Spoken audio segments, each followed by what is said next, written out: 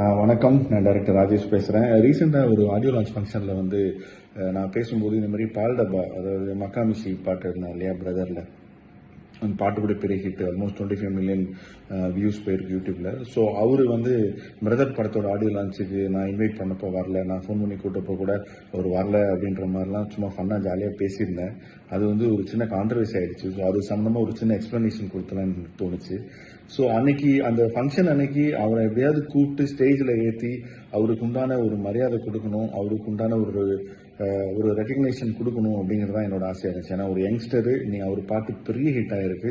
So Harry சாரோட ஒரு screen space கொடுக்கணும். ஏன்னா இன்னைக்கு லிரிக்ஸ் ரைட்டர்ஸ், சிங்கர்ஸ் எல்லாருமே அப்படி ஒரு மேடை கிடைக்கலையா அப்படின்னு எங்கிட்டு இருக்காங்க. ஸோ அது கொடுக்கணும் அப்படிங்கிறது தான் என்னோட மோட்டிவாக இருந்துச்சு. ஸோ அதனால எப்படியாவது ஒரு வரணும்னு நினச்சேன். அவர் வர முடியாத ஒரு சுச்சுவேஷன் இருந்துச்சு. ஏன்னா அன்னைக்கு வந்து யூடியூபர்ஸோட ஒரு லைவ் ஈவெண்ட் இருந்துச்சு அவருக்கு. ஸோ அவர் வரலன்னு சொல்லிட்டாரு. ஆனால் அன்னைக்கு காலையில் வந்தார் ஃபங்க்ஷனுக்கு, பிரதர் ஆடியோ லான்ச் வந்துட்டு எல்லாருக்கும் ஹாய் சொல்லிட்டு அவர் கிளம்பிட்டாரு. எனக்கு என்னன்னா ஒன்றும் புரியல, ஏன் இந்த மாதிரி ஸ்டேஜுக்கு வரல, அதுக்குள்ளே கிளம்பிட்டாரு. நான் விட்டேன், அப்புறம் ஃபங்க்ஷன் முடிஞ்சிருச்சு.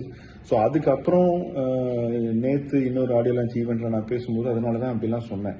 ஆடியோ லான்ச் ஃபங்க்ஷனுக்கு லிரிக் ரைட்டர்ஸ்லாம் வரணும், சிங்கர்ஸ்லாம் வரணும்னு சொன்னேன். பட் லேட்டராக தான் எனக்கு தெரிஞ்சது என்னன்னா, அன்னைக்கு வந்துட்டு எல்லாருக்கும் ஹாய் சொல்லிட்டு அங்கே போயிட்டு யூடியூபர்ஸ் ஈவெண்ட்டை ஒரு அட்டன் பண்ணிட்டாரு, அதுக்கு தான் போயிருக்காரு அப்படிங்கிற விஷயம் எனக்கு லேட்டராக தான் தெரிஞ்சுது. ஸோ அது இல்லாமல் இருந்திருந்தால் அவர் கண்டிப்பாக நம்ம ஃபங்க்ஷனுக்கு ஃபுல்லாக இருந்திருப்பாரு அப்படிங்கிற விஷயம் எனக்கு லேட்டராக தான் கன்வே பண்ணாங்க. ஸோ ஒரு சின்ன மிஸ்கம்யூனிகேஷன் தான் இது. மற்றபடி அனீஷ்கிட்டையும் நான் பேசினேன், பால்டபாக்கிட்டையும். உண்மையிலே நம்ம ஃபங்க்ஷனுக்கு வரணும்னு ரொம்ப எக்ஸைட்டடாக இருந்தார். அவரோட ஃபர்ஸ்ட் ஆடியோ லான்ச் ஃபங்க்ஷன்லாம் சொல்லிட்டு இருந்தாரு. ஸோ ஒரு மிஸ்கம்யூனிகேஷன் தான் ப்ரோ. சும்மா ஜாலியாக ஃபன்னாக தான் நான் பேசினேன். நீங்கள் எதுவும் தப்பாக நினச்சிக்காதீங்க. என்ன சொல்கிறது, உங்களை டிகிரேட் பண்ணும் அப்படின்னு எனக்கு எந்த இன்டென்ஷனும் கிடையாது. So take it easy bro, chill. நம்ம மீட் பண்ணலாம் ஃபர்தர் ப்ரொமோஷன்ஸில். Okay bro, thank you bro.